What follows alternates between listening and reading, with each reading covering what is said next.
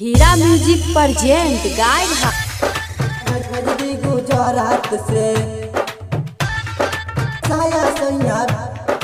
गुजरात से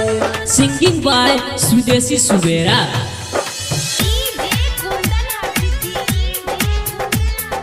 हीरा music present guide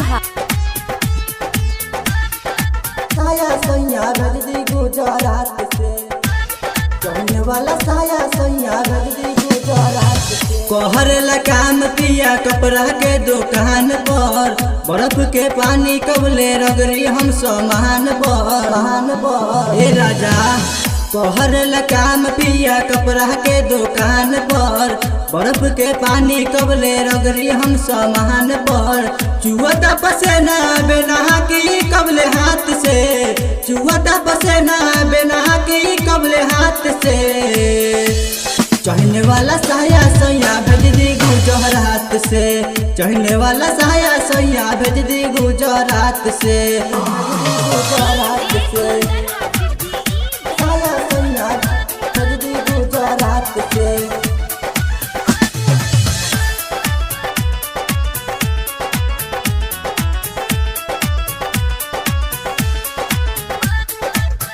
होके परेशानी बोली यही से बोली संगही में भेज दी रबर वाला चोली रबर वाला चोली रबर वाला चोली होके परेशानी बोली यही से बोली संगही में भेज दी रबर वाला चोली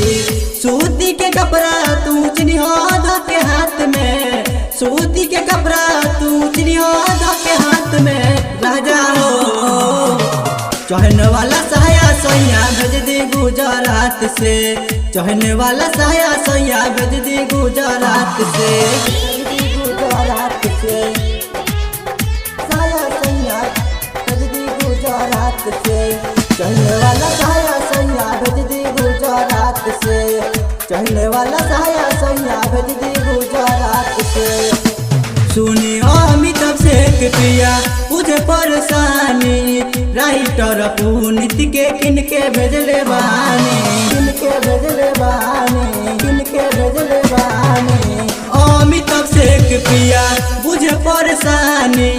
राइटर पुनित के किनके भेजले बानी सुदेशी सुबेरा उंगली काटी अपना दांत से सुदेशी सुबेरा उंगली काटी अपना दांत से सैया जी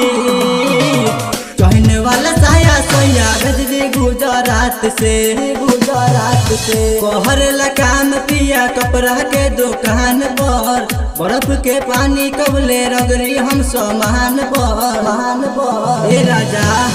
कहर काम पिया कपड़ा के दुकान पर बर्फ के पानी कबले रगरी हम सामान पर चुहता पसेना बिना की कबले हाथ से चुहता पसेना बिना की कबले हाथ से चढ़ने वाला साया सैया भेज दी गुजरात से चढ़ने वाला साया सैया भेज दी गुजरात से।